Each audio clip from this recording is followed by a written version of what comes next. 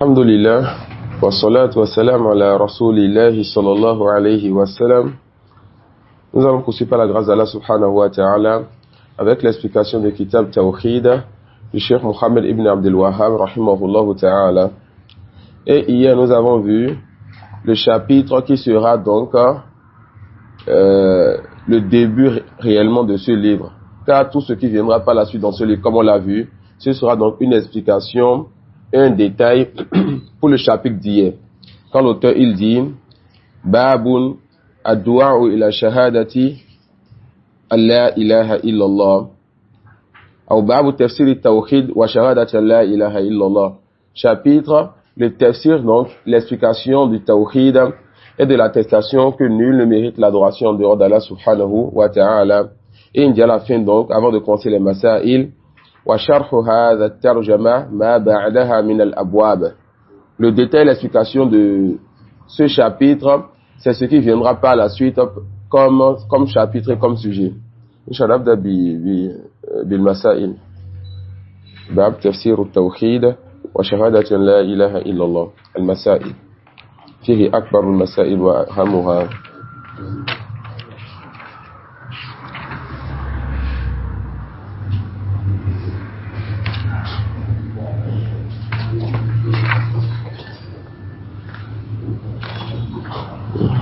تفسير التوحيد وشهادة أن لا إله. آخره المسائل. آخره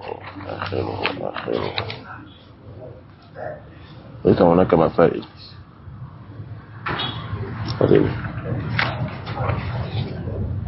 خليني أجيب.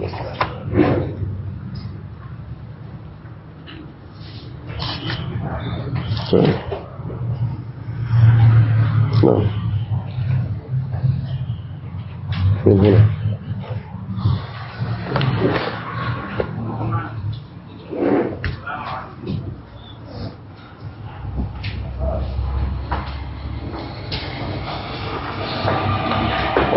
نعم.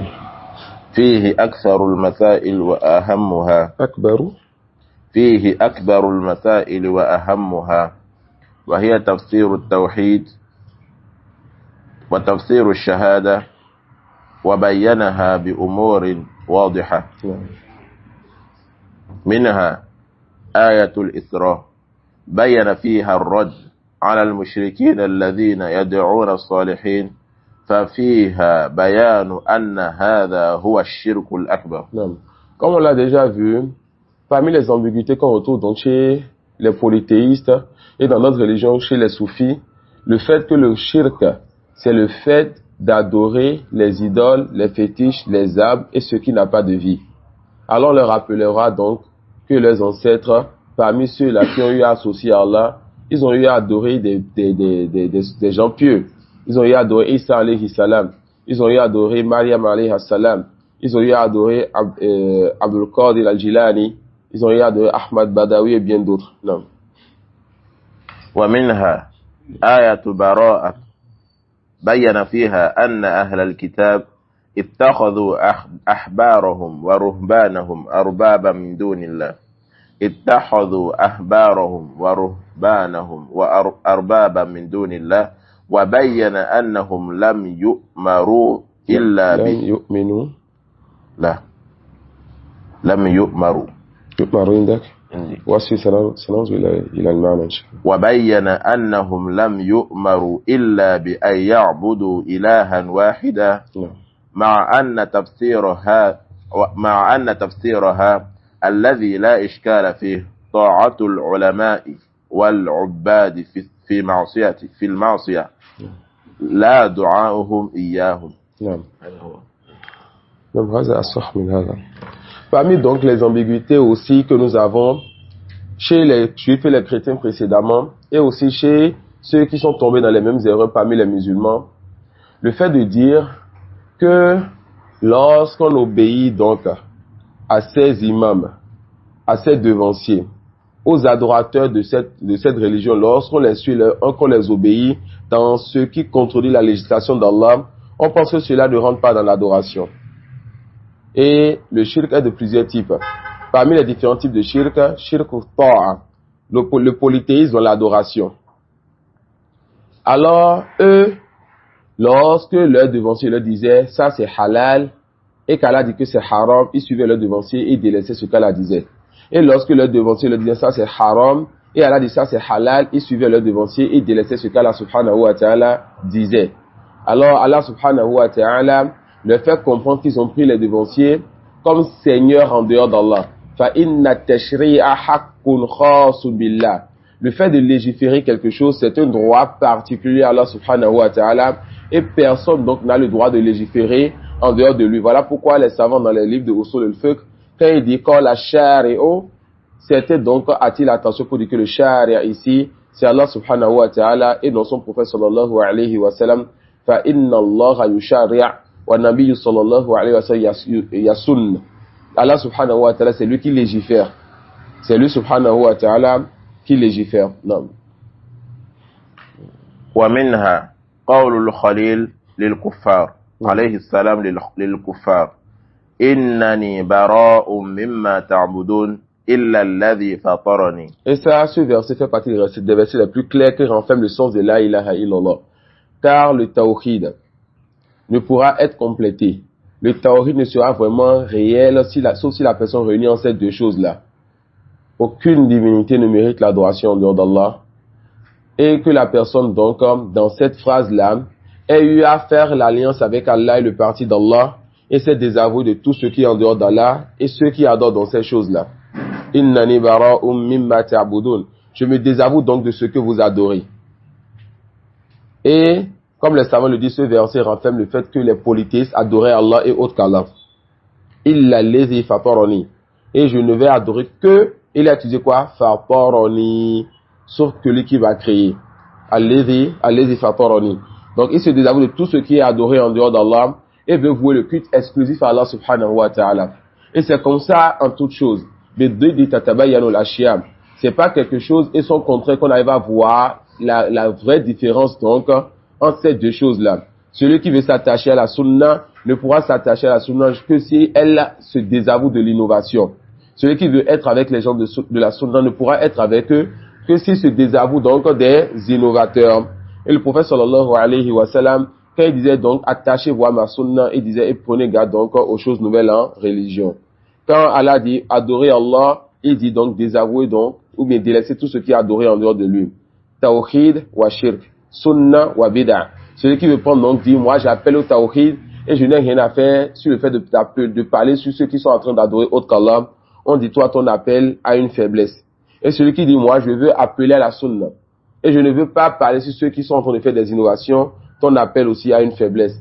De la même façon que celui qui est seulement là pour seulement parler sur le shirk, parler sur les innovations sans appeler au tawhid, sans appeler à la sunna, on dit encore ton appel à une faiblesse jusqu'à ce que tu regroupes entre les deux choses. فاستثنى من المعبودين ربه وذكر سبحانه أن هذه البراءة وهي الموالاة هي شهادة أن لا إله إلا الله فقال وجعلها كلمة باقية في عقبه لعلهم يرجعون. Non. Ce que Ibrahim alayhi salam a fait ici, le fait de faire l'alliance pour Allah et pour le parti d'Allah et se désavouer donc de tout ce qui est adoré en dehors d'Allah, le cheikh dit quoi? Que c'est ça qui est al-muwala. C'est ça qui est l'alliance légiférée. C'est ça ce qu'on appelle al-wala ou al-bara. L'alliance c'est le désaveu. Le fait qu'Allah subhanahu wa ta'ala soit le seul que tu soutiennes. Sa région soit la seule région que tu soutiennes. Ton amour absolu c'est pour Allah seul. Alors tout ce qu'Allah aime, tu aimes. Les gens qu'Allah aime, tu les aimes. Et tu te donnes donc corps et âme afin de secourir la région d'Allah. Et tu ne pourras faire cela que si tu détestes ce qui s'oppose à cela. Non. ومنها آية البقرة في الكفار الذين قال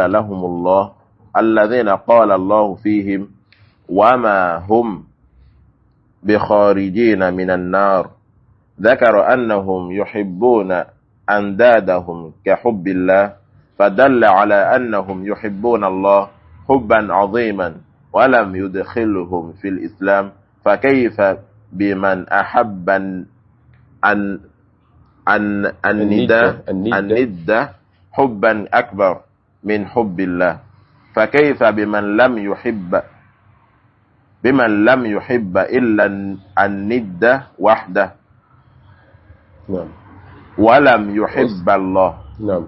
Aussi parmi les choses que l'auteur cite ici, rahimahullah ta'ala, le verset 165 de Surat Al-Baqarah, lorsqu'Allah subhanahu wa ta'ala montre, et on a eu à donner deux sens de ce verset ici, hier, mais le cheikh nous rappelle ici un des deux sens où les polythéistes aimaient donc leur divinité plus que leur amour à eux pour Allah.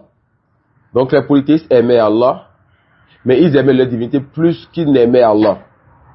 Le cheikh dit comment donc de celui-là qui aime juste sa divinité, qui n'aime même pas Allah subhanahu wa ta'ala. Alors que les croyants, comment ils sont plus ardents dans leur amour pour Allah subhanahu wa ta'ala. Voilà pourquoi Allah il dit وَمِنَ النَّاسِ مَنْ يَتَّخِذُ مِنْ دُونِ اللَّهِ أَنْدَادًا يُحِبُّونَهُمْ كَحُبِّ اللَّهِ. Il y a parmi les gens ceux qui ont pris des égaux à Allah, ceux qui ont pris des divinités en dehors d'Allah, ils les aiment tout comme ils aiment Allah. Donc ces polythéistes aiment leur divinité tout comme ils aiment Allah. Alors ça c'est du shirk dans l'amour. Ou bien ils aiment leur divinité tout comme les croyants aiment Allah. Soit les polythéistes aiment leur divinité tout comme ils aiment Allah, et cela c'est du shirk akbar. Ou bien les polythéistes aiment leur divinité tout comme les croyants ils aiment Allah. Et comment les croyants aiment Allah? Allah dit quoi? وَالَّذِينَ آمَنُوا أَشَدُّ حُبًّا لِلَّهِ. Ceux qui ont cru aiment plus Allah. L'amour pour Allah chez les croyants est un amour absolu. Donc fait partie des types de polythéisme. Ashirku fil mahabba, l'association dans l'amour. Nuhibbu lillahi wa fillah la ma'allah. Nous aimons pour Allah et en Allah. Ça c'est cet amour qui t'amène à te rapprocher de la personne si tu vois la personne faire ce qu'Allah il aime. Et à prendre du recul et donner le conseil à cette personne et l'appeler quand tu vois que la personne se détourne de ce qu'Allah aime. Mais l'amour avec Allah, cela est interdit. Même quand c'est Jibril ou le prophète sallallahu alayhi wa sallam, la nuhibbuhuma li zawatihim walakin lillahi wa fillah. Nous n'aimons pas Jibril le prophète sallallahu alayhi wa sallam parce qu'il est Jibril et parce qu'il est Mohammed. Mais nous les aimons parce que ils sont les envoyés donc d'Allah subhanahu wa ta'ala et ils sont des gens pieux. Non. Wa alaykum salam ça. Vous avez dit que le fait d'aimer une divinité comme les croyants aiment Non. Allah, ça fait pas du shirk akbar. Non. Que si la personne aime Allah et aime sa divinité, La personne aime Allah. et il aime sa divinité. Non. Ça c'est ça qu'on appelle le shirk. Aime Allah et aime sa divinité. Il y a deux mêmes amours, n'est-ce pas? Deux mêmes amours. C'est ça on a dit. Il aime Allah et aime la divinité d'un même amour. Mais ça c'est du shirk. C'est du shirk akbar. Non. Ça peut aller. Et d'abord, qu'est-ce qui amène quelqu'un à aimer une divinité si cette divinité elle est une pierre ou autre? D'accord? Qu'est-ce qui amène ces gens-là à aimer une pierre? Qu'est-ce qui amène ces gens-là à aimer un arbre? Qu'est-ce qui amène ces gens-là à aimer ce qu'ils ont pris comme fétiche? Si c'est les pieux, nous leur dirons, donc vous devez aimer ces pieux-là parce que c'est des gens qui aiment Allah et qui adorent Allah. Vous devez aimer ces pieux comment? Parce que c'est des gens qui aiment Allah, qui adorent Allah. Mais votre amour pour ces pieux doit avoir sa limite, que vous ne devez pas dépasser. Et quand vous dépassez donc cette limite, vous avez pris ces pieux-là comme divinité en dehors d'Allah. C'est bon? Non, t'as fait de là. ومنها قوله. Non. Je voudrais que vous reveniez un peu sur la partie de Muhammad. Ça va, c'est non. La yuhabbu li zatihi illa Allah. On n'aime pas pour son être, pour sa personne, pour son essence, si ce n'est Allah subhanahu wa ta'ala. Fa kullu ma siwa Allah yuhabbu lillahi wa fillah. Toute personne et toute chose en dehors d'Allah, on l'aime pour Allah et en Allah. Donc le prophète sallallahu alayhi wa sallam, on ne l'aime pas pour sa personne à lui, mais on l'aime pour le fait qu'il soit donc le messager d'Allah. Jibril alayhi salam, on ne l'aime pas pour son être et pour son essence à lui, mais on l'aime parce qu'il est quoi? Il est le messager d'Allah, car Jibril est le messager d'Allah vers ses messagers. Donc c'est Allah seul qu'on aime, l'izatihi, pour son être. C'est Allah subhanahu wa ta'ala seul qu'on aime pour son être. Le prophète sallallahu alayhi wa sallam, on l'aime parce que c'est lui qui nous a transmis la religion. On l'aime parce qu'Allah nous a demandé de l'aimer et de lui obéir. Donc l'amour du prophète sallallahu alayhi wa sallam rentre dans l'amour d'Allah subhanahu wa ta'ala. C'est vrai. Non. Non. ومنها قوله صلى الله عليه وسلم من قال لا إله إلا الله وكفر بما يعبد من دون الله حرم ماله ودمه. وهذا من أعظم ما يبين معنى لا إله إلا الله فإنه لم يجعل التلفظ بها عاصما للدم والمال بل لا معرفة معناها مع لفظها بل ولا الإقرار بذلك بل ولا كونه لا يدعو إلا الله وحده لا شريك له بل لا يحرم ماله ودمه حتى يضيف إلى ذلك الكفر بما يعبد من دون الله فإن شك أو توقف لم يحرم ماله ودمه. Ceci, Inch'Allah, les frères qui peuvent écrire en arabe, Inch'Allah, retenez ceci et écrivez ça quand vous allez avoir une pause. Tout ce que le Cheikh il a dit ici, écrivez ça quand vous allez avoir une pause, Inch'Allah. فقال رحمه الله تعالى ومنها قوله صلى الله عليه وسلم من قال لا إله إلا الله وكفر بما يعبد من دون الله حرم ماله ودمه وحسابه على الله. Le hadith c'est chez Muslim. Celui qui dit la ilaha illallah et qui mécroit en se désavouant donc de tout ce qui est adoré en dehors d'Allah, cette personne, son argent devient sacré, son sang devient sacré et son jugement est auprès d'Allah. Le prophète sallallahu alayhi wa sallam ne s'est pas limité ici à la parole du tawhid, qui est la ilaha illallah. Mais il a ajouté le fait que la personne se désavoue donc de quoi? De tout ce qui est adoré en dehors d'Allah subhanahu wa ta'ala. Au cheikh de nous dit Allah, وَهَذَا مِنْ أَعْظَمِ مَا يُبَيِّنُ مَعْنَ لَا إِلَهَ إِلَّا اللَّهِ. Que ceci, ce hadith-là fait partie des plus grands hadiths, mais des plus grandes choses qui expliquent le réel sens de la ilaha illallah. فَإِنَّهُ لَمْ يَجْعَلِ التَّلَفُّظ بِهَا عَاصِمًا لِلدَّمِ وَالْمَالِ. Le prophète sallallahu alayhi wa sallam n'a pas mis juste le fait de prononcer la ilaha illallah comme chose suffisante pour que le sang et les biens soient donc sacrés. Bal wala ma'rifata ma'naha ma lafziha. Ni le simple fait de comprendre le sens en disant cette phrase-là. Cela n'est pas suffisant donc pour que le sang et les biens soient sacrés. Bal wala al-iqrar bizalik. Ni le simple fait que la personne donc atteste et affirme donc le sens de ce que renferme la ilaha illallah. Bal wala kaunuhu la yad'u illa Allah wahda la sharika lah. Ni le simple fait que la personne dise moi j'invoque Allah, j'adore Allah seul sans associer. Cela n'est pas encore suffisant chez cette personne. On l'a vu dans le début de Kitab Tawhid que ce que l'auteur il veut nous dire ici, c'est quelque chose que nous allons ajouter quand nous parlons maintenant du Tawhid. C'est quoi cette chose? Il dit rahimahullah ta'ala بل لا يحرم ماله ولا دمه حتى يضيف إلى ذلك الكفر بما يعبد من دون الله. Son sang et ses biens ne sont donc sacrés que s'il ajoute donc au fait de comprendre le sens de la ilaha illallah, de dire donc la ilaha illallah, d'adorer et d'invoquer Allah seul, il doit ajouter à cela le fait de se désavouer de tout ce qui est adoré en dehors d'Allah subhanahu wa ta'ala. Il doit se désavouer de tout ce qui est adoré en dehors d'Allah subhanahu wa ta'ala. Le prophète sallallahu alayhi wa sallam ne s'est pas contenté donc à dire à son peuple Qulu la ilaha illa tuflihu. Dites aucune divinité ne mérite l'adoration en dehors d'Allah, vous allez réussir. Il ne s'est pas contenté à dire à ses compagnons venez nous on va adorer Allah sans lui donner d'associé. Mais il disait aux autres, il leur disait lastum ala shay. Vous n'êtes sur rien.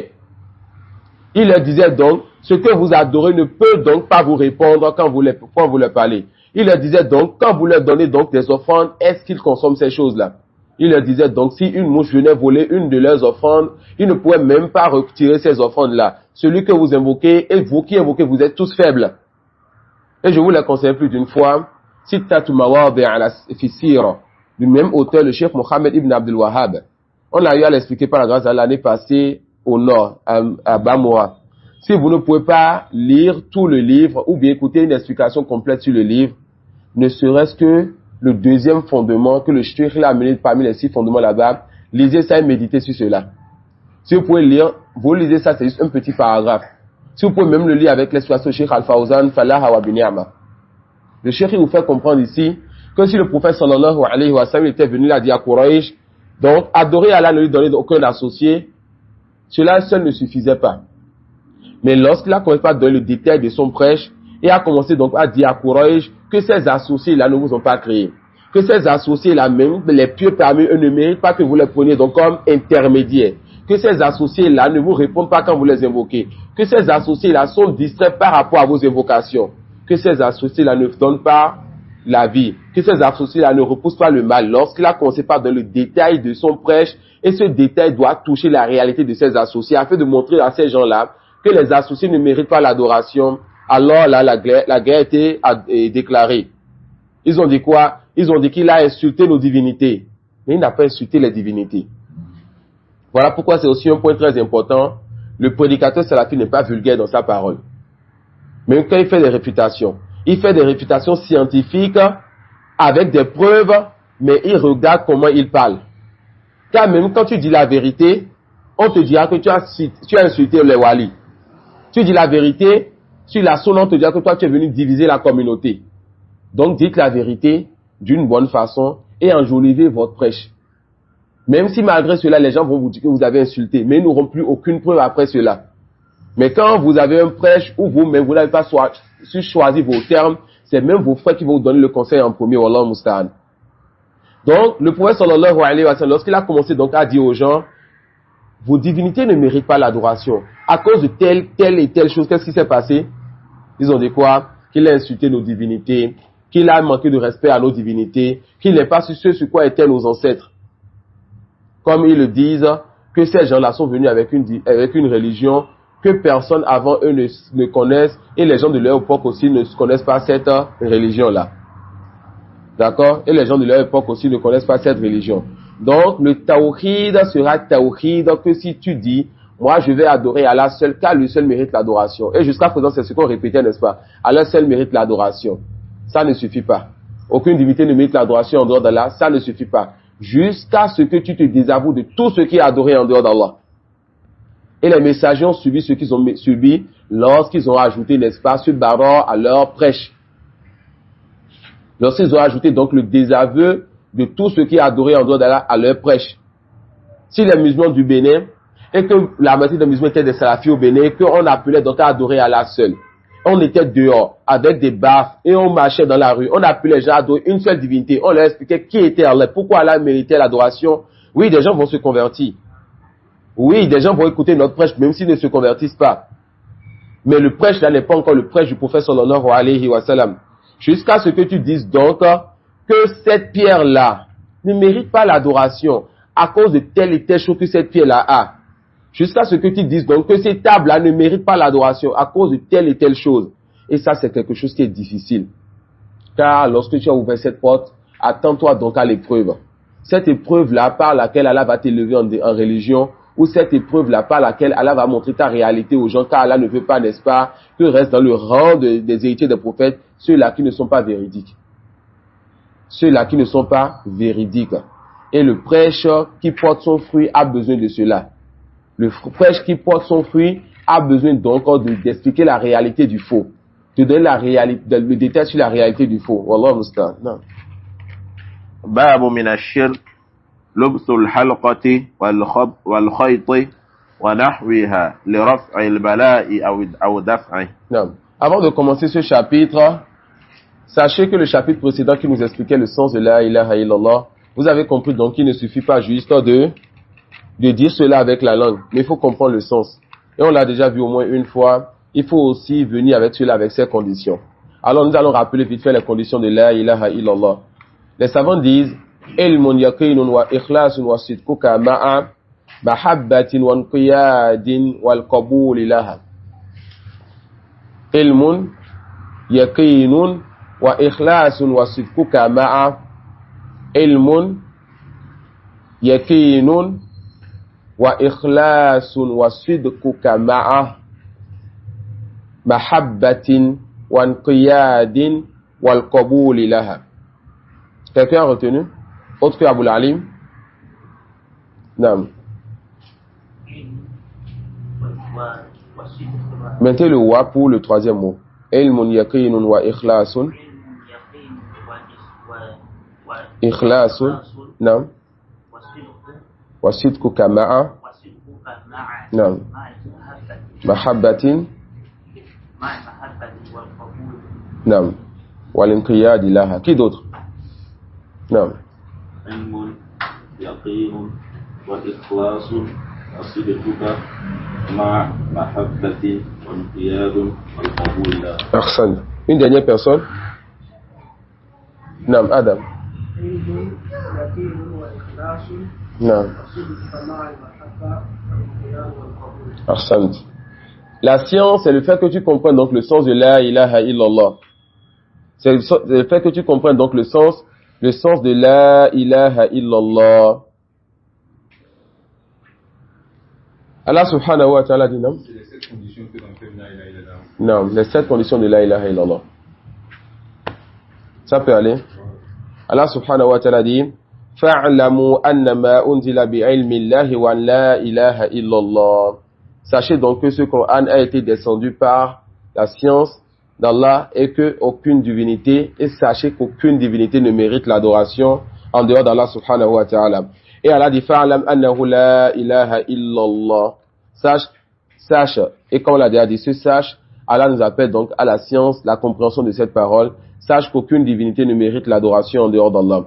Wal-yaqin huwa an yakuna mustayqinan bil ma'na ghayr shakkin wala murtab. Al-yaqin, c'est le fait que la personne ait la certitude et soit ferme sur le sens de cette phrase-là. C'est-à-dire que la personne n'ait aucun doute qu'Allah seul mérite l'adoration. Que la personne n'ait aucun doute qu'Allah seul mérite l'adoration. D'accord? Innamal mu'minuna alladhina amanu billahi wa rasulihi thumma lam yartabu. Allah subhanahu wa ta'ala dit que les croyants sont seulement ceux qui ont cru en Allah et en son messager et qui donc ne doutent pas après cela. Et qui donc ne doutent pas après cela. Al-ikhlas, la sincérité, an yakuna mukhlisan fi nutqihi bi la ilaha illallah. Que la personne soit sincère lorsqu'elle prononce la parole la ilaha illallah. Pas pour un bien mondain, pas pour les éloges des gens. Donc quand la personne dit aucune divinité ne mérite l'adoration en dehors d'Allah, c'est parce qu'elle a envie, n'est-ce pas, d'adorer Allah sans lui donner d'associé. C'est parce qu'elle a envie d'adorer Allah sans lui donner d'associé. Wa sidq, la véracité. La véracité, wa muwafaqatu al-lisan bil qalb. C'est le fait que lorsque ta langue prononce cela, que ton cœur aussi prononce avec la langue. Le fait que ton cœur et ta langue soient sur le même pied d'escale. Le fait que ta langue et ton pied soient du même avis qu'aucune divinité ne mérite l'adoration en dehors d'Allah. D'accord? Le fait que ta langue et ton cœur soient du même avis qu'aucune divinité ne mérite l'adoration en dehors d'Allah. La sincérité, c'est quoi? Tu le dis pour te rapprocher d'Allah, tu le dis pour plaire à Allah. Et la véracité, c'est le fait que ton cœur aussi soit tranquille sur cette parole-là. Que ton cœur n'ait aucun doute qu'Allah seul mérite l'adoration. Et quand la langue le dit, le cœur ne doute donc pas. Quand la langue le dit, le cœur confirme cela. Wal mahabbatu Allah huwa an yuhibba la ilaha illallah wa yuhibba ma dallat alayhi la ilaha illallah. L'amour est donc que la personne aime cette parole bénéfique la ilaha illallah et que la personne aime tout ce qu'implique donc cette parole-là, comme le fait d'adorer Allah et de se désavouer de tout ce qui est adoré en dehors d'Allah. Comme le fait de chercher la protection avec les invocations religieuses et d'enlever de son corps les bagues et tout ce qu'on verra tout à l'heure comme chose qui n'apporte pas la protection mais qui enlève plutôt d'Allah, qui éloigne plutôt d'Allah subhanahu wa ta'ala. Et la base donc de cet amour, c'est l'amour d'Allah subhanahu wa ta'ala. Et résultera de cet amour alors l'amour des croyants, l'amour de la religion et l'amour de tout ce qu'Allah subhanahu wa ta'ala aime. Wal qaboul, l'acceptation, c'est le fait que la personne de façon générale se dise tout ce qu'Allah et son messager ordonnent et tout ce qu'ils interdisent, cela s'applique sur moi. Je vais appliquer tout ce qu'ils ordonnent et délaisser tout ce qu'ils interdisent. Tu dois d'abord avoir ce niveau-là où tu acceptes de façon générale tout ce qu'on t'ordonne dans la religion et tu veux délaisser tout ce qu'on t'interdise donc dans la religion, même si par la suite tu peux avoir des manquements. Mais si tu as un manquement dans l'acceptation, tu n'es même pas rentré dans la religion. Mais si dans l'acceptation tu acceptes tout ce qu'Allah t'ordonne et tu veux délaisser tout ce qu'Allah et son messager t'interdisent et que par la suite il y a des manquements, alors tu es un pécheur, pas un kafir. Mais celui qui fait tout ce qu'Allah ordonne et délaisse tout ce qu'Allah interdit en se disant que ce n'est pas obligatoire pour moi, cette personne est un mécréant, n'est même pas rentré dans l'islam. Al-inqiyad, c'est le fait, n'est-ce pas, de mettre maintenant en pratique ce qui a précédé. Al-inqiyad, c'est la soumission. C'est le fait que maintenant tu te dises, Allah il a ordonné, faites la prière, je fais la prière. Faites le jeûne, je fais le jeûne. Donc la différence entre al-qabul ou al-inqiyad, l'acceptation et la soumission, c'est que l'acceptation est générale sur tout ce qu'on m'ordonne et tout ce qu'on m'interdit. Et la soumission, c'est le détail maintenant. Quand l'ordre particulier vient, je fais l'effort de mettre ça en pratique. Quand l'interdiction particulière vient, je fais l'effort de délaisser cela pour Allah subhanahu wa ta'ala. Bab.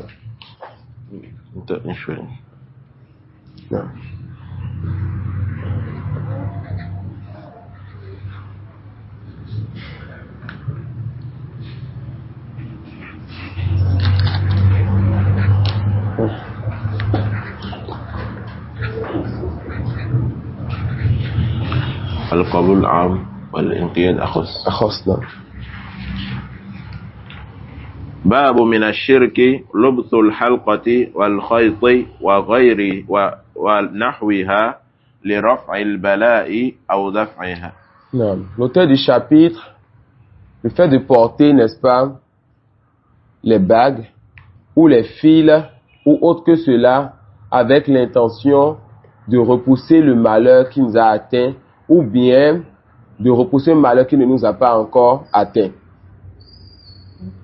Raful bala, lorsque le malheur t'atteint, tu portes cela dans l'intention de quoi? Avec la croyance que cela repousse donc ce malheur-là.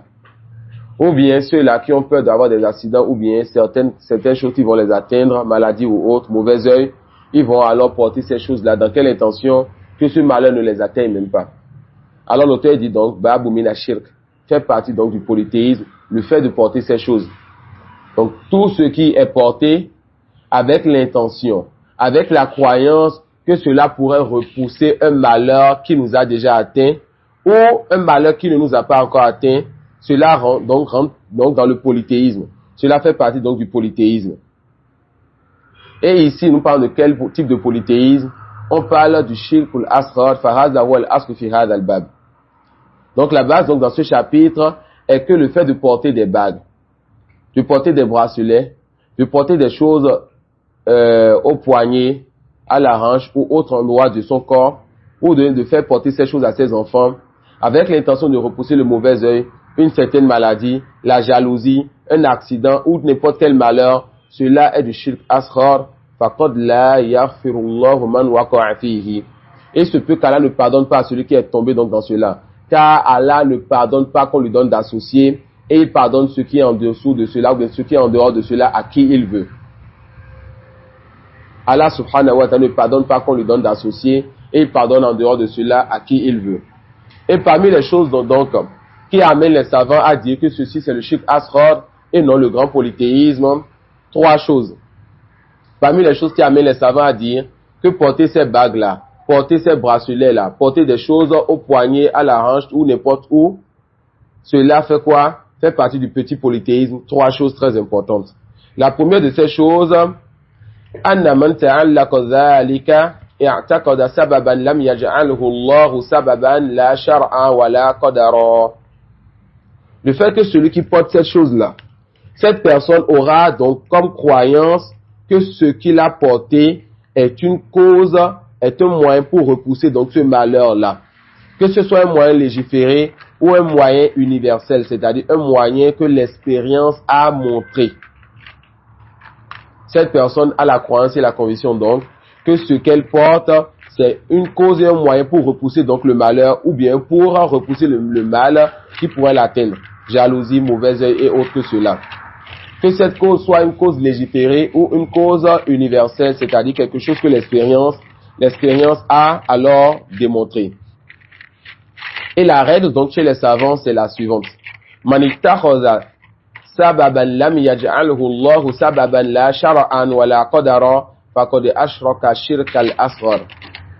La règle donc chez les savants, manittakhadha sababan lam yaj'alhu Allahu sababa la shar'an wa la qadara faqad ashraka shirkal asghar. Celui qui donc prend un moyen, une cause qu'Allah n'a pas, que la personne prend quelque chose comme moyen ou cause, et Allah n'a pas fait de cela un moyen pour ce que toi tu es en train de spécifier, ni de façon légiférée, il n'y a pas un verset qui a justifié que ceci est un moyen, ni de façon universelle, il n'y a pas une expérience qui a démontré que ceci est un moyen pour repousser ce mal-là. alors cette personne a pris donc ceci comme polythéisme mineur. Cette personne est tombée dans le polythéisme mineur. Ça peut aller la première règle. Prendre donc comme cause ce qui n'est pas une cause, alors cela est du shirk asghar. Cela est du polythéisme mineur. Prendre donc comme cause ce qui n'est pas une cause, cela est du shirk mineur.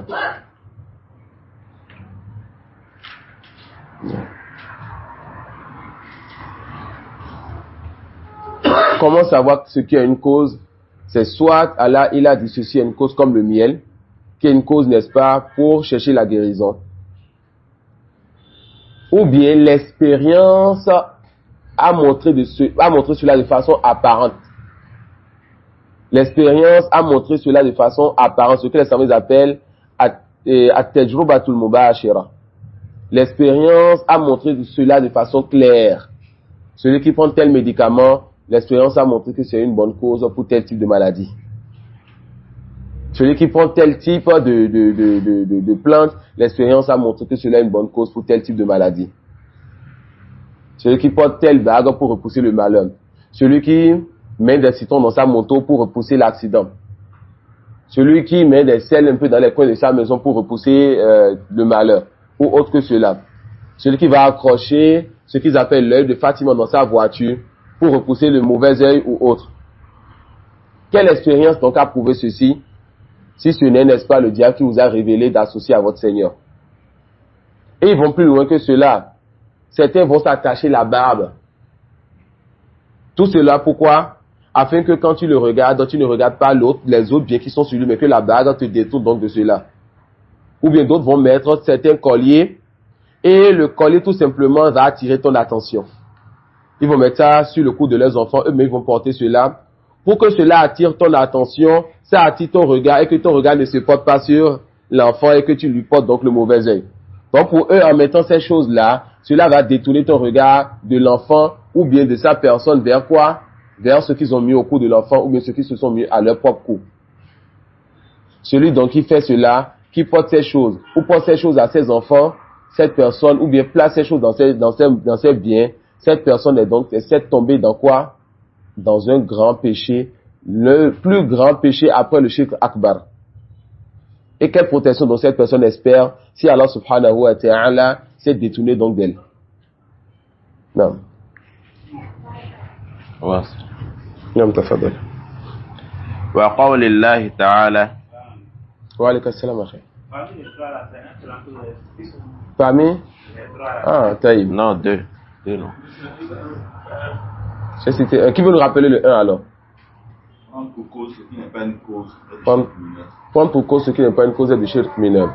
Le deuxième point, anna man labisa hadhihi al-hilaq wal-khuyut فالغالب أنه حصل في قلبه تعلق بوجه ما بهذه الخيوط التفت قلبه إلى هذه الأمور التي علقها ولم يعتقد بقلبه ويتوكل بقلبه على الله. Le deuxième point donc, c'est que quoi? Cette personne qui a porté donc ces bagues, cette personne qui a porté donc ces fils et autres, cette personne qu'elle le veut ou autre, son cœur va s'attacher à ce qu'elle a porté. Wal qalbu la yata'allaqu illa billah. Le cœur ne s'attache qu'à Allah. Chaque fois que ton cœur s'attache à autre Allah, alors tu as une faiblesse dans ton tawhid, ou bien tu es tombé dans le petit shirk si tu es dans ce type de chapitre. Donc le deuxième point, c'est que ces gens-là qui ont porté ces choses, leur cœur donc vont s'attacher à ces choses. De sorte que le jour où cette personne va sortir, être en circulation et voir, n'est-ce pas, sa main sur la moto et la bague n'est pas à sa main, cette personne peut tomber donc de la moto tout simplement parce qu'elle a vu que sa protection n'est pas là.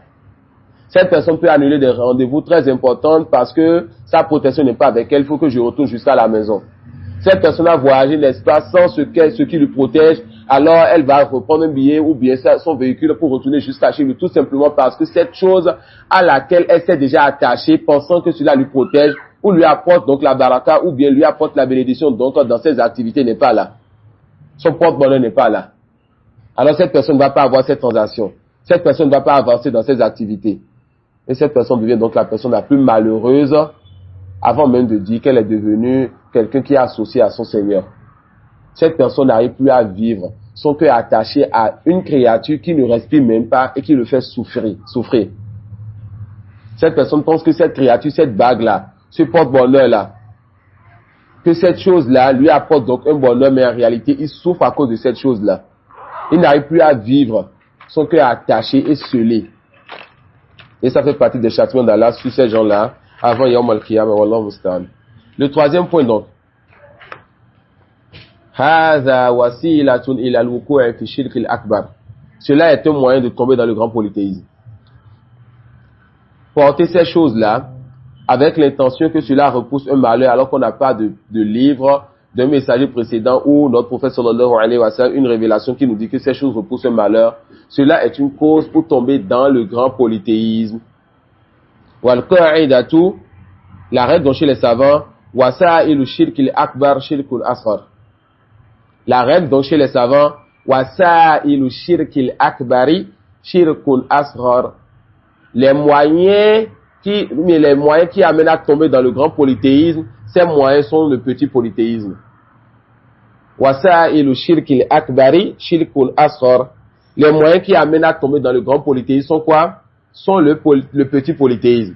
Alors, tout moyen qui pourrait amener à tomber dans le grand polythéisme, cela est le petit polythéisme. Alors, celui qui donc cherche la baraka en se frottant donc au rideau qui est sur une tombe, cette personne a fait quoi? Le grand ou le petit polythéisme? Donc, la base dans ce qu'elle a fait, c'est le petit polythéisme. Celui qui va aller chercher la terre qui est à Bonamel, ou la terre qui est autour de la tombe d'un chéou soufi, afin de pouvoir mettre ça dans sa maison à cause de la baraka, cette personne a fait le grand ou le petit polythéisme. La base, donc là, c'est que la personne a fait le petit polythéisme. D'accord? Et on va voir Tabarou tout à l'heure, Inch'Allah. Donc, les moyens qui amènent à tomber dans le grand polythéisme sont le petit polythéisme. On a compris ça? Non. On va voir ça avant de quitter ce chapitre, Inch'Allah. On a compris ça? Non, Adam. Oh, il est caché. Non.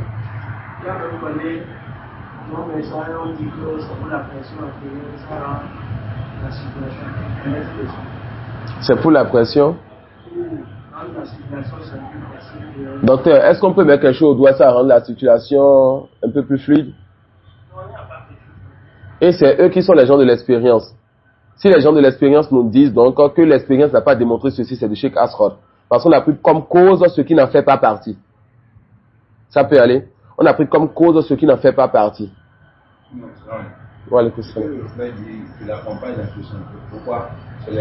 Voilà, moi, j'ai questionné le docteur sur cela. Non.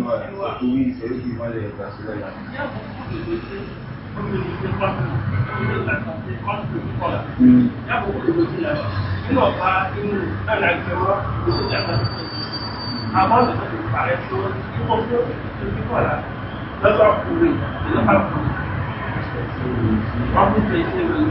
Même truc que on apporte partout, on veut boire de l'eau, c'est à côté, tu vois. Pas du tas. Voilà. Tout ça, c'est pas prouvé. On le fait, on le fait là. C'est pas prouvé. Généralement, c'est des gens qui ont en général le procès. Et ils trouvent des choses comme ça, ils vous disent voilà, vous allez prendre ça, ce n'est pas le tout. C'est pour ça que leur propre outil là, c'est qu'ils ont fait ça, ils ne peuvent pas faire ordonnance, on ne pas poser la formation. Parce qu'ils ne sont pas reconnus. Vous allez chez le même pour tester ces tours là. Alors que cette personne ne peut pas regarder les yeux, regarder le cœur, regarder le pied, regarder les os. Il pas juste une personne qui dit qu'il est en c'est pas possible. Et moi-même, j'ai ma planche, chacun va avoir sa planche. Donc, eux se lèvent et disent qu'il faut faire. Ensuite, on va avoir de l'argent sur le on va l'espèce que le côté va taper. Donc, on écrit, on dépose le procès, on va rigoler. Ils font ça, et puis c'est pour toucher la masse des gens. Ça peut aller? Non. Et les gens ont trouvé que 90% de ce que les Chinois font comme il y a une croyance qui est derrière. Non, c'est pas 90%, il y a toujours une croyance derrière. Et je vous conseille une assise pour ceux qui peuvent comprendre l'arabe de Cheikh Salih Sindi. Vous l'appelez ça. Il a fait une assise, quelque chose de tort. C'est parce que quelqu'un a vu un titre dans ce sens. Nam, chez Salih Sindi, c'est l'une des assises récentes qu'il a eu à faire pour parler un peu de ce monde des Chinois et de ce qui est derrière beaucoup de leurs choses comme croyances. Et il a abordé des points qui sont très importants. Le titre, je me rappelle juste d'un des 2 ou 3 mots de la chose. J'ai pas mon portable, si j'allais chercher sur internet. Celui qui me peut m'écrire sur les Cindy, Toka, à Toka, avec un marboto, la personne verra le titre au complet, Inch'Allah. Il a abordé des points très très très importants et à la fin, il y avait son cheikh et celui qui a fait sa task depuis plus d'une dizaine d'années, l'une de ces personnes justement, le cheikh As-Suhaimi, le mufti actuel de Médine. Il était, comme il le soit, cheikh Souma Okheli, dans certaines daourat, il était avec lui du début jusqu'à la fin. Et à la fin, il a parlé pendant 9-10 minutes. Il a dit que ce que son frère Cheikh Sindi a eu à dire, il connaît une partie de ces choses au préalable, mais qu'il a apporté beaucoup de détails qu'il ignorait. Et Cheikh Sindi, c'est quelqu'un, quand il veut parler sur un sujet, il cherche les détails les plus précis d'abord et il va dans les fondements du sujet d'abord. Il a vraiment sorti des choses qui font peur. Là, il va vous montrer la réalité du yoga. Là, il va vous montrer, n'est-ce pas, plein de choses, même plein de choses qui se font, le karaté et plein de choses. Il n'a pas laissé quelque chose d'important chez les Asiatiques sans toucher cela pour montrer les croyances qu'il y a derrière cela. Pour montrer quoi les croyances qu'il y a derrière cela. J'ai oublié, c'était la raison pour laquelle ma mère a eu à payer ça. Elle avait une chaussette qu'elle avait payée. Moi, elle ne savait même pas que c'était une chaussette spéciale. Et elle-même aussi, elle ne savait pas. Elle est venue là-bas au camp. Et une fois on parlait, j'ai abordé des sujets dans ce sens. Elle a dit, quelle est une chaussette aussi? C'est quelque chose qui est, selon elle, utile pour le pied, mais les vêtements du pied et tout.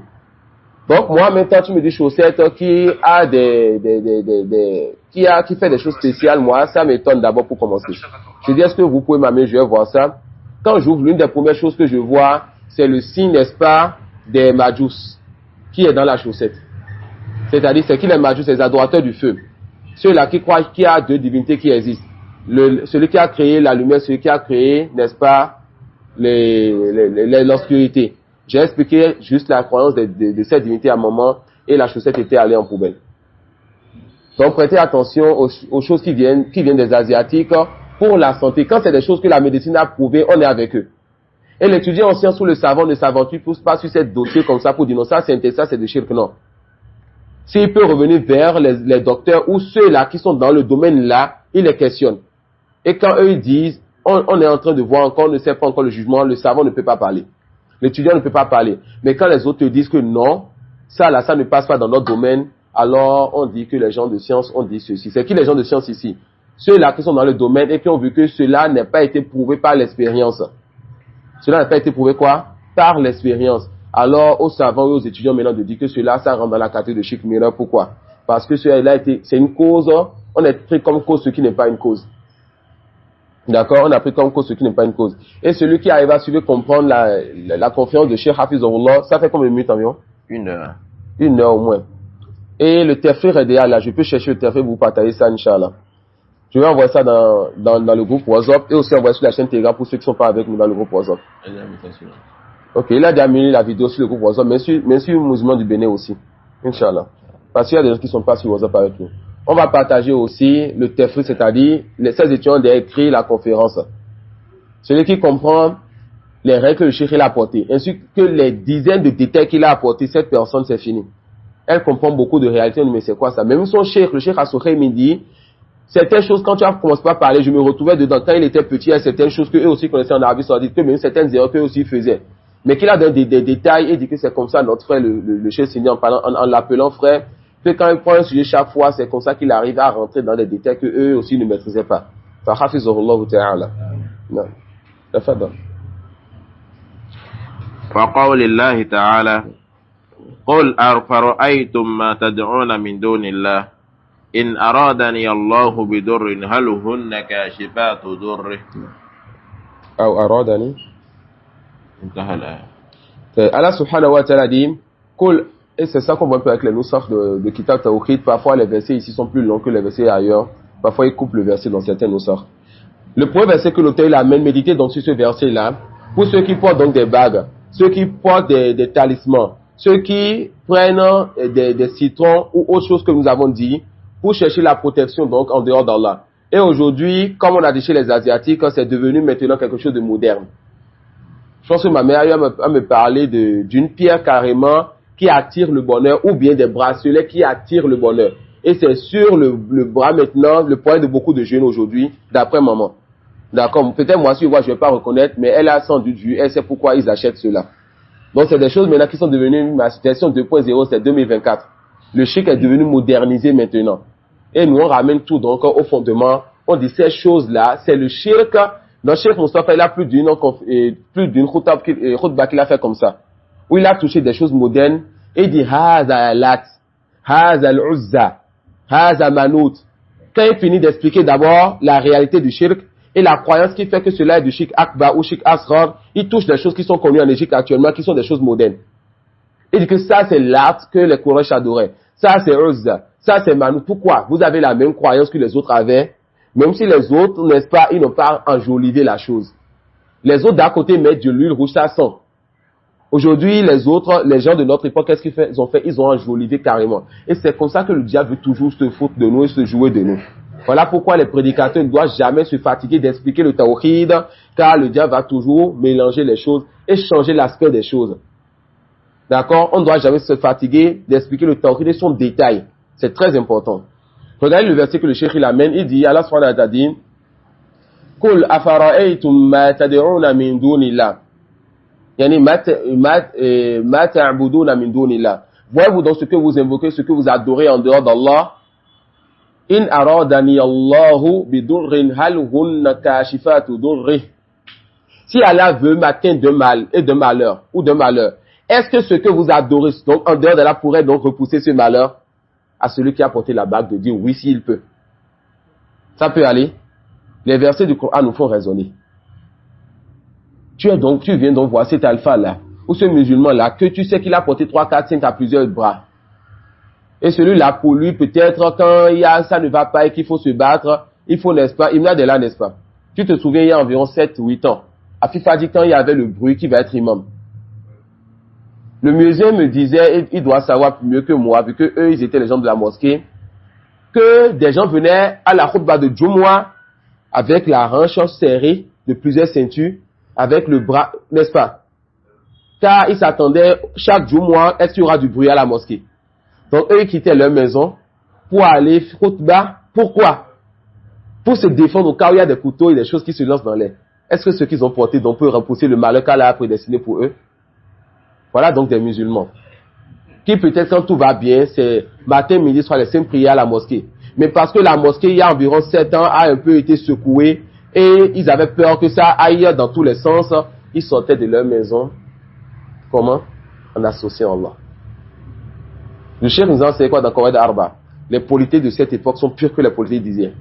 Ces gens-là qui font les 5 prières avec nous dans la mosquée.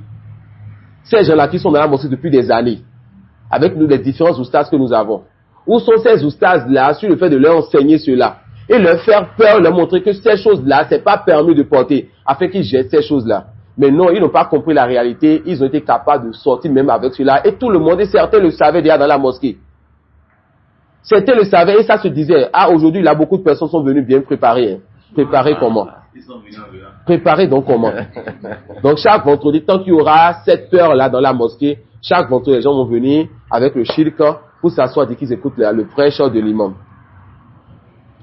Qul afara'aytum ma tad'una min dunillahi in aradani Allahu bidurrin hal hunna kashifatu durri. Voyez-vous donc ce que vous adorez ou ce que vous invoquez en dehors d'Allah. Si Allah veut m'atteindre d'un mal ou d'un malheur, est-ce que ces choses-là ou ces personnes peuvent donc repousser le malheur qu'Allah veut, le malheur qu'Allah subhanahu wa ta'ala a prédestiné? Ceux qui adorent les anges. Est-ce qu'on n'a pas vu, n'est-ce pas, qu'il y a des anges qui nous protègent donc contre ce qui va nous atteindre? Sauf quand le décret d'Allah vient, alors ces anges-là nous délaissent. Donc même ceux qui adorent les anges, et on va leur demander parmi les créatures d'Allah, dites-nous parmi vos walis qui est plus rapproché d'Allah que ces anges. Mais quand le décret d'Allah vient, les anges nous délaissent afin que le décret de leur Seigneur nous atteigne. Et il y a une sagesse dans ce cas-là prédestinée pour nous, peut-être pour nous effacer nos péchés, quand il n'a pas envie qu'on passe par l'enfer ou bien qu'on reste trop le jour dernier, on de rentrer au paradis. Alors il va nous envoyer le malheur le malheur qui viendra avec sa patience pour qu'on puisse avoir les péchés effacés et qu'on rentre directement au paradis. Ou bien parce qu'il veut nous élever en degré au paradis. et plein de choses que renferment les sagesses qu'il y a dans ce qu'Allah nous envoie comme malheur. Tafadhal.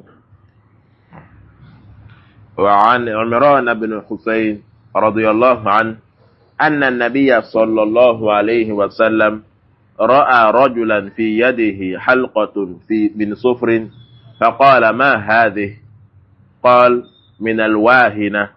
فقال انزعها فإنها لا تزيدك إلا وهنا فإنك لو مت وهي عليك ما أفلحت أبدا.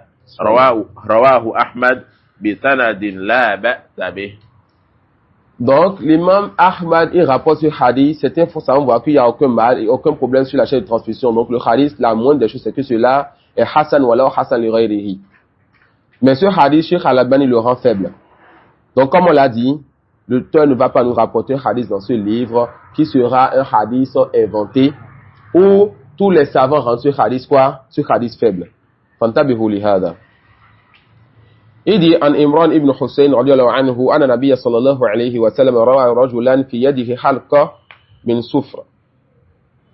Il y a un homme, n'est-ce pas, qui a porté, le prophète sallallahu alayhi wa sallam a remarqué que cette personne a porté quoi? A porté une bague. Et il a compris que cette bague n'est pas ordinaire. Il a compris que quoi? Que cette bague-là n'est pas ordinaire. Il lui a dit alors, ma hadhihi. Voilà comment le prophète sallallahu alayhi wa sallam il était. Il a demandé, c'est quoi? Quelle est donc cette bague-là? Pourquoi as-tu porté cette bague-là? Et combien de fois on a posé cette question à Abdoukarim et moi en Égypte?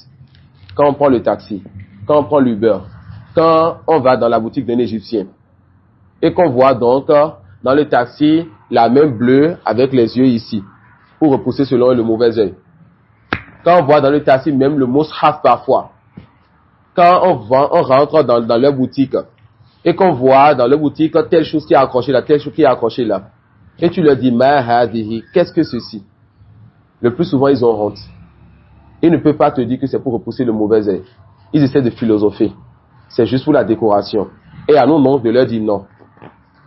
Des gens mettent cela à cause de telle chose. Et même si on sait que lui aussi l'a mis pour ces choses, comme il a dit non, tu ne peux pas l'obliger à accepter ce qu'il a refusé. Tu lui fais comprendre la croyance que les autres, ils ont quand ils s'accrochent ces choses-là, dans leur voiture, etc. Quand on prend le taxi ou le Uber, c'est nous, on paye peut-être pour une demi-heure. Alors cette demi-heure-là, c'est pour nous. D'autres personnes mettent ça dans leur voiture, pensant que cela peut repousser un mal. Et combien d'accidents nous avons vus avec cela accroché dans la voiture? Est-ce que cela peut repousser le mal? Et on essaie de les faire raisonner. On essaie de les faire raisonner. Et tu sens qu'ils ont de la honte parfois. On essaie de les faire raisonner. Et nous, on a fait ce qui était donc obligatoire pour nous. Le fait de corriger le mal avec la bouche, la langue, tant qu'on peut faire cela. Espérant qu'un jour, qu'on va revoir le même chauffeur et qu'on ne va plus voir cela dans sa voiture. D'accord? Donc, quand tu as la possibilité d'ordonner le bien et d'interdire le mal, tu le fais et tu essaies de faire cela de la meilleure des façons. Le prophète sallallahu alayhi wa sallam dit quoi? Ma hadhihi. Qu'est-ce que ceci? Qala min al-wahina. Min al-wahina, je pense que de la faiblesse. Que ce compagnon, ou bien que cette personne était atteinte d'une faiblesse et il a donc porté cette bague-là pour pouvoir repousser ce mal qu'il a atteint. Faqala inzi'aha. Inzi'aha, c'est quoi? Arrache donc cela. C'est pas juste enlève cela. Inzi'aha. Le prophète sallallahu alayhi wa sallam lui montre, malgré la douceur qu'il a eu au début de son appel, et prêtez attention souvent au hadith où le prophète il interdit le mal. Voyez comment il interdit le mal, afin de savoir quel mal interdit avec dureté, soit en disant une parole dure à la personne, soit en disant une parole douce qui renferme quand même le fait que ce mal est plus grand qu'un autre mal. Il n'a pas dit utruk haza. Il n'a pas dit délaisse cela. Mais là de quoi? Inzi'aha. Enlève cela et jette cela, arrache cela et jette cela. Le prophète sallallahu alayhi wa sallam lui donne donc l'ordre d'arracher cela de son doigt. Et il va ajouter encore, la taziduka fa innaha la taziduka illa wahna. Cela ne t'augmentera qu'en faiblesse. Subhanallah. Le prophète sallallahu alayhi wa sallam qui parle comme ça à l'un de ses compagnons. Le prophète sallallahu alayhi wa sallam qui a cette façon de parler et ce usloub là avec l'un de ses compagnons. Le shirk a sa façon d'être corrigé. Non, tu n'insultes pas. Tu ne tapes pas, tu ne casses pas sans la permission de la personne. Mais ça a la façon dont tu parles avec la personne. Ça a le sérieux que tu dois avoir quand tu parles avec la personne. Le shirk et l'innovation, c'est deux choses dont la façon d'ordonner et d'interdire est différente des autres péchés. Quelqu'un peut faire la fornication ou alias obila. peut boire l'alcool, etc. Et quand la personne vient vers toi, tu regardes dans la personne, si tu as senti que cette personne a regretté, se répand ou autre, et tu fais peur à cette personne en le tapant, n'est-ce pas, avec les versets, les hadiths et les paroles des savants qui font peur afin que cette personne délaisse ce péché à jamais. Et tu vas encore laisser cette personne partir en lui rappelant la miséricorde d'Allah. Il ne faut pas désespérer de la miséricorde d'Allah. C'est Allah qui accorde le repenti. Mais l'innovation et le polythéisme, c'est pour l'innovation donc que les savants, ils vont mettre en garde contre l'innovateur. Et ils vont montrer la réalité de son innovation et dire que Allah subhanahu wa ta'ala n'accorde donc pas de repenti à l'innovateur. Pourquoi? Car le pécheur, lui, il sait qu'il est en train de faire un péché, il se cache. L'innovateur pense qu'il se rapproche d'Allah. L'innovateur pense qu'il est en train de plaire à son Seigneur. Alors, tu ne dois donc pas avoir la même douceur que tu as avec l'autre. Tu dois, même si tu es doux dans tes paroles, ça veut dire quoi, être doux dans ses paroles? Est-ce que l'imam al-Bukhari, il faisait du jarh? Est-ce que l'imam al-Bukhari, il faisait du jarh? Est-ce que, il parlait sur les savants de hadith de son époque qui avaient des faiblesses ou autres? La réponse, oui. Mais parmi ces alphades, parmi les thèmes que l'imam al-Bukhari utilisait, parmi les thèmes les plus durs chez lui, fihi nazar. Fihi nazar. Il faut qu'on voit encore sa situation. Quand al-Bukhari dit cela sur quelqu'un, cette personne, jetez-le. Cette personne, jetez-la. Donc, la façon calme de parler n'implique pas que la personne peut être dure, même avec sa calmeté, avec son côté calme. C'est ça, dis-moi. On peut être calme, mais quand même dire la vérité. On peut être calme, mais quand même montrer le sérieux quand il faut être sérieux. Donc le prophète sallallahu alayhi wa sallam, et c'est lui qui était compatissant avec ses compagnons, il disait quoi? Il a dit donc à cette personne, arrache donc cela, car cela ne t'ajoutera quoi? Qu'en faiblesse. Non. Et le hadith a été rapporté par l'imam Ahmad, et il est comme on l'a dit maintenant. On finit vite fait le dernier hadith. وله عن عقبة ابن عامر رضي الله عنه. نعم. إذ انزعها فإنها لا تزيدك إلا وهنا فإنك لو مت وهي عليك ما أفلحت أبدا. Subhanallah. Si tu meurs et cette bague-là est sur toi, tu ne vas donc jamais réussir. Vous voyez comment le prophète sallam, il est quand il s'agit donc du shirk. Si tu meurs et cela est sur toi, tu ne vas donc jamais réussir. Prenons des exemples un peu du mantra du prophète sallallahu alayhi wa sallam. Il voit quelqu'un porter une bague, il dit qu'est-ce que tu as porté? Pourquoi tu as porté ça? Oh mon messager, cela n'est-ce pas, c'est à cause d'une faiblesse qui m'a atteint. Arrache-moi cela. Car cela ne t'augmentera qu'en faiblesse. Et si tu meurs, cela est sur toi, tu ne vas jamais réussir. 3 de ces hommes viennent, l'un dit moi je ne vais jamais me marier. L'autre dit, moi, je vais jeûner, je vais jamais rompre. L'autre dit, moi, je vais prier la nuit, je vais jamais arrêter. Cela, c'est un ajout à sa sunna, c'est une innovation. Alors, il monte sur le minbar. Et il dit, celui qui délaisse ma sunna, cette personne ne fait pas partie de moi. L'autre boit l'alcool, on le fouette. Il boit l'alcool, on le fouette. Il boit l'alcool, on le fouette. Il boit l'alcool, on le fouette. Al-mulaqad bil himar. Les compagnons disent, malheur donc à toi, combien de fois on t'a amené ici? Il dit, non, ne le maudissez pas. Il aime Allah et son messager. Quand c'est le péché, on ne ferme pas la porte de la miséricorde d'Allah à cette personne. Mais quand c'est le shirk et l'innovation, on ne se tait pas et on a une façon de parler pour que cette personne elle puisse délaisser cela à jamais. Ça peut aller pour que la personne délaisse cela à jamais. Un bédouin vient et attrape le prophète sallam par son, comment on appelle ici, par son épaule, de sorte que cela, on sent que ça a tellement fait mal au prophète sallam qu'il a rougi. Et quand il se retourne, la personne dit donc, donne-moi du bien d'Allah qu'Allah t'a donné. Et il sourit. Et il donne du bien d'Allah qu'Allah l'a donné à cette personne. Il partage le butin et quelqu'un vient lui dire, oh Mohamed, tu n'as pas été juste. Cette personne, c'est le père des Khawarij, c'est un innovateur, la tête des Khawarij. Ses compagnons disent, Omar ou bien Khalid dit, laisse-moi donc couper le cou de cette personne. Il dit, délaisse-le donc. Que sortira de cette personne quoi? Sortira de cette personne la pire des gens de notre communauté, les Khawarij. Et il va les décrire en disant que vous allez voir lire le Coran et vous allez donc vous n'allez plus considérer votre lecture du Coran. Quand vous allez voir leurs adorations, vous n'allez plus considérer vos adorations. Il a montré les adorations donc, que ces gens faisaient. Mais il a dit quoi? Que c'est des gens qui sont les chiens de l'enfer. Que s'il était vivant jusqu'à ce qu'ils sortent, qui va les anéantir. Quand c'est le shirk et l'innovation, ne dites jamais que votre il est dur. Quand c'est le shirk et l'innovation, ne dites jamais que ce prédicateur il est dur. Vous pouvez remarquer dans ces paroles, des paroles qui dépassent l'âme. Il a insulté. Là, vous pouvez l'amener et lui donner le conseil. Mais de façon générale, son prêche, quand ça touche le shirk et l'innovation, son prêche a quitter la dureté. Le prophète sallallahu alayhi wa sallam à Uhud, comme il l'a répété plusieurs fois, à un moment donné, la guerre était devenue dure et il avait eu à prendre du recul et les compagnons pensaient qu'il était mort. Les gens de courage pensaient qu'il était mort. De sorte que Abu Sufyan disait où est Mohammed, où est Abu Bakr, où est Omar, pensant que le prophète sallallahu alayhi wa sallam soit mort. Quand un compagnon voit le prophète sallallahu alayhi wa sallam, Mohammed lui dit donc, tais-toi, ne préagis pas. Vous savez où est-ce que j'ai vu cette histoire pour la première fois? Dans Al-Mukhtasar al-Tafsir, le cheikh Mohammed Abdul Wahhab. Le cheikh, il a passé sa vie à écrire que des livres qui sont sur le Tawhid al-Uluhiyya. Il écrit un livre sur la biographie, un petit livre qui est rempli de fawaïd sur al-Uluhiyya. Et si on devait citer ces fawaïd là, il ne va pas s'arrêter. Et subhanallah, le prophète ne réagit plus. Les compagnons pensent qu'il est mort. Les gens de Quraysh pensent qu'il est mort. Ça peut aller. De sorte que parmi les choses qui se sont passées lors de cette guerre, lorsque les compagnons pensaient qu'il est mort, certains ont commencé par faiblir. Et à l'un d'entre eux de leur dire que si Mohammed sallallahu alayhi wa sallam il est mort, qu'est-ce que vous faites encore vous ici?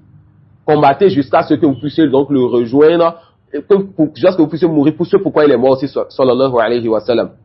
Ces compagnons sortaient donc et l'un d'entre eux disait donc, il mange, il a une série de dates avec lui. Et il marche, il prend sa date, Abu Faïd Salat, il mange. Il prend sa date, il mange. Il est lors de la guerre.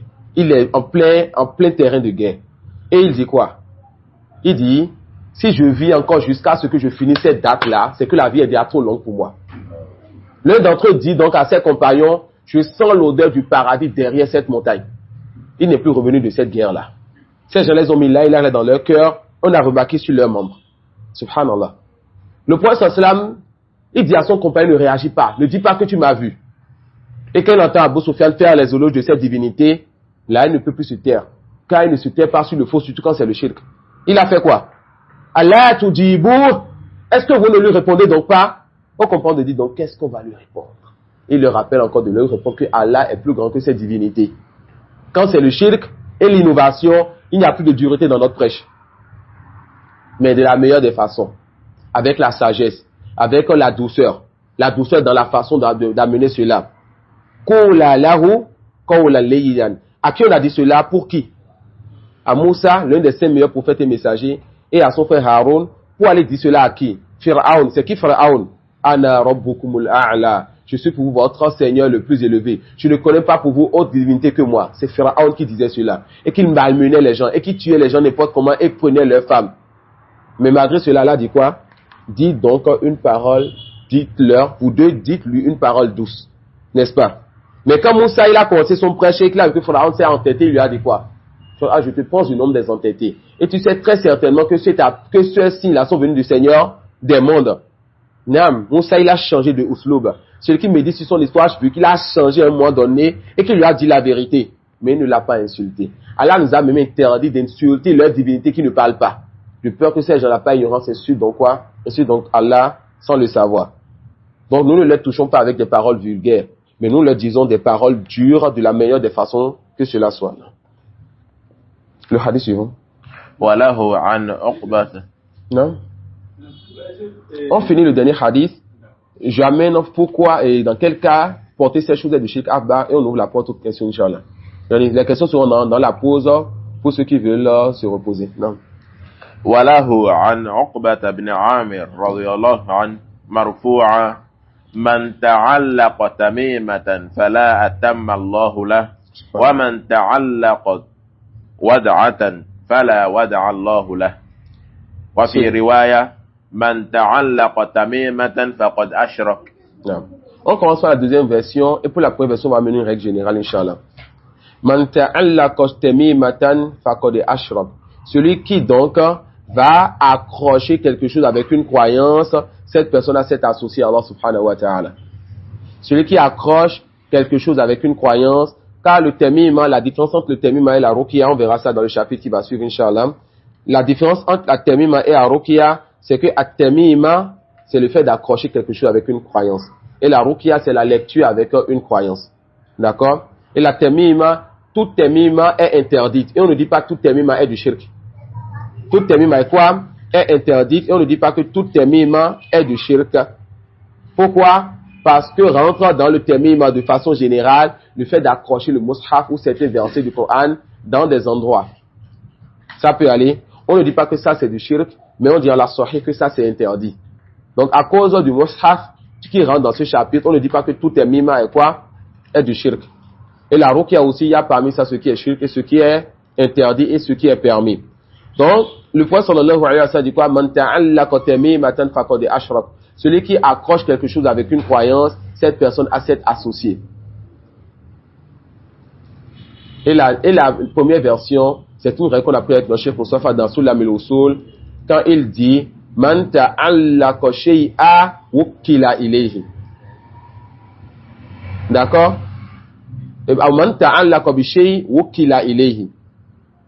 Celui qui accroche quelque chose, Allah le délaisse à cette chose-là. Tu as envie qu'Allah te délaisse donc à une bague, alors mets cette bague-là avec la croyance. Tu as envie qu'Allah se délaisse à 2 ou 3 citrons qui vont pourrir dans quelques heures, alors mets cela avec une croyance. Tu as envie qu'Allah subhanahu wa ta'ala te délaisse à un fil que tu as mis au bras ou au poignet, alors mets cela avec une croyance. Man ta'allaqa bi shay wukila ilayhi. Celui qui s'accroche à quelque chose, celui qui accroche quelque chose, Allah le délaisse donc à cette chose-là. Et c'est une règle. Le jour où j'ai entendu cela, ça m'a fait peur. Celui qui accroche quelque chose, alors regarde donc c'est quoi cette chose-là à laquelle tu voudrais t'attacher, cette chose-là dont tu veux donc dépendre. Et toute personne qui a eu à goûter au polythéisme et qui dans son polythéisme a eu à s'attacher à sa religion, quand cette personne rentre dans l'islam en prononçant les 2 attestations, cette personne respire. Et elle sent vraiment qu'elle était attachée à beaucoup de choses qui n'en valaient pas la peine. Et cette personne se sent donc dégagée. Cette personne se sent quoi? Se sent dégagée. Alors pour finir avec ce chapitre, l'auteur nous a montré ici c'est quoi le petit polythéisme et que nous sommes dans un chapitre où accrocher ces choses-là, ça rentre dans quoi? Dans le petit polythéisme.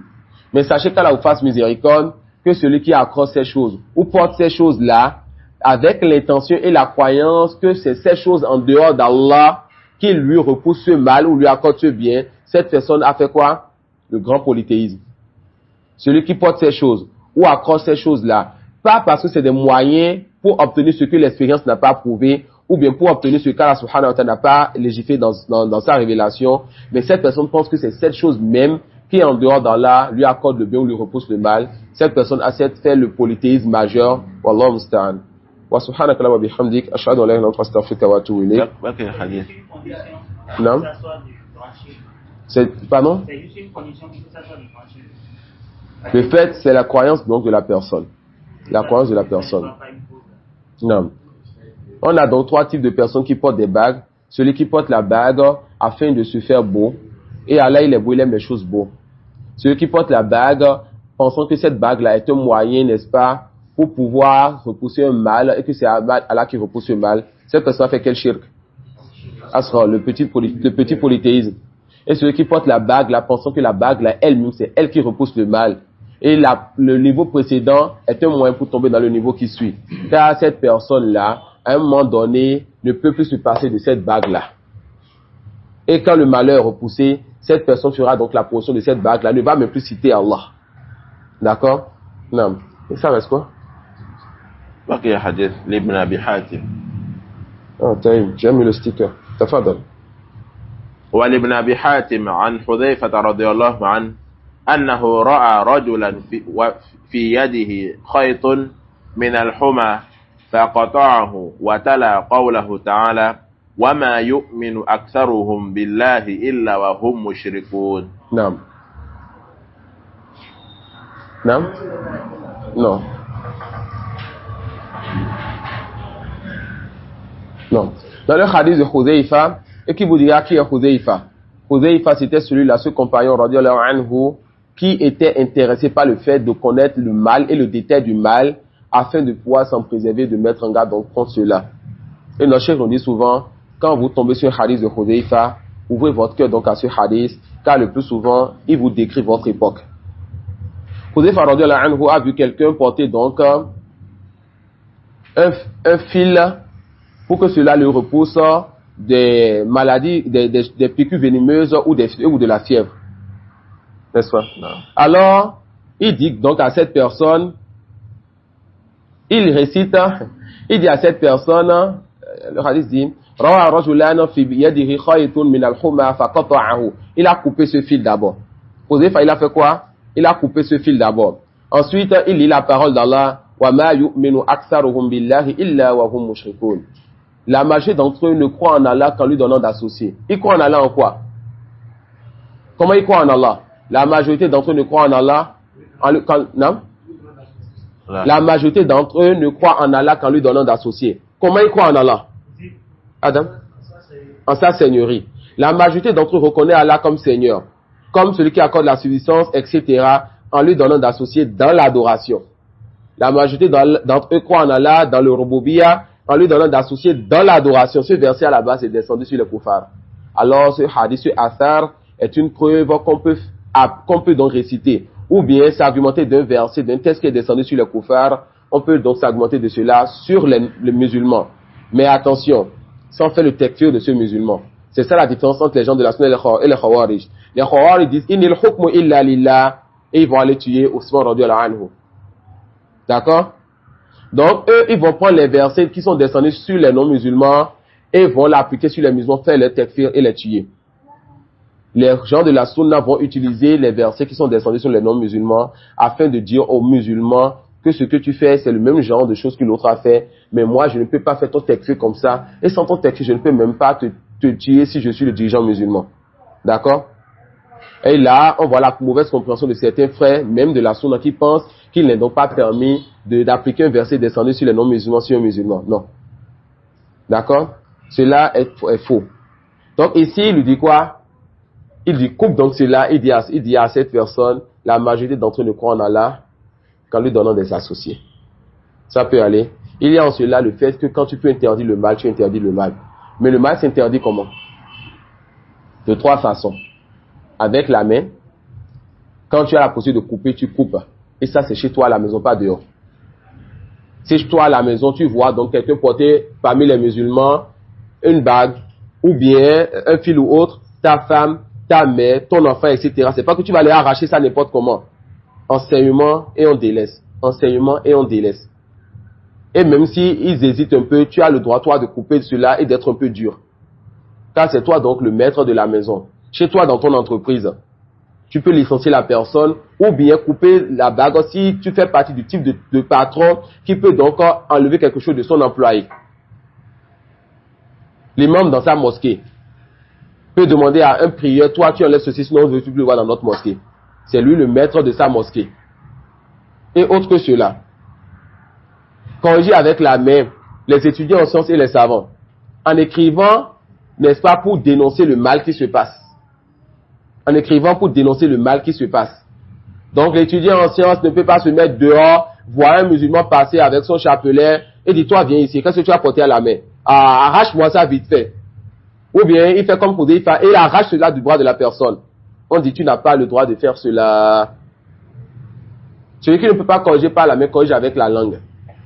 On donne la nasiha. Et ça, beaucoup de personnes peuvent faire cela. Sauf celui qui sait de sa personne qu'il n'a pas une bonne façon de parler aux gens. Quand tu veux alors donner le bon conseil ou interdire le mal, tu sens que tu as une certaine dureté. Que quand tu parles, la personne, même si la personne devait accepter ce bien, cette personne dit non. Si c'est toi qui vas me dire, je ne veux pas accepter. Non, si vous l'avez votre comportement, je ne vais pas vous suivre.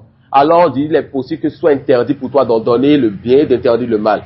Mais tu vas vers une autre personne qui pourra mieux parler. Cette personne, c'est lui qui en donne le bien, qui interdit le mal. Et celui qui ne peut pas corriger avec sa langue, corrige avec son cœur. En faisant deux choses. La première de ces choses, en détestant ce mal-là. La deuxième de ces choses, tu ne restes pas là où ce mal-là se situe. Tu pries dans une mosquée, où l'imam, quand il fait recours sur Dieu, tu vois maintenant sa ceinture. Et tu sais quel type de ceinture il a porté. Et tu vois que tu ne peux pas donc, après la prière, aller dire, toi, c'est quoi tu as porté comme ça? Moi, je prie dans cette mosquée et arracher cela. Et tu sens que c'est un imam un peu orgueilleux, que quand tu lui parles, ou bien que toi, tu n'as pas la façon de parler à cet imam. Et tu ne sais pas quoi faire. La moindre des choses, c'est que tu détestes que ton cœur soit arrangé chaque fois que tu vois cela. Qu'est-ce que tu fais alors? Tu cherches une autre mosquée où tu peux prier. Et tu délaisses cette mosquée à cause de cet imam-là. Tu délaisses cette mosquée à cause de quoi? À cause de cet imam. Détester le mal avec le cœur implique le fait donc de s'éloigner de là où se trouve donc ce mal. Je pense qu'on a fini avec ce chapitre, n'est-ce pas? Non. On va prendre une pause de 15 à 20 minutes, Inch'Allah, et après cela revenir et faire Arson Mukhtasarat. Prendre une pause encore, revenir faire Kitab Tawhid, Inch'Allah. Donc s'il y a des questions, t'as fait dans l'eau. Jazakumullah khairan.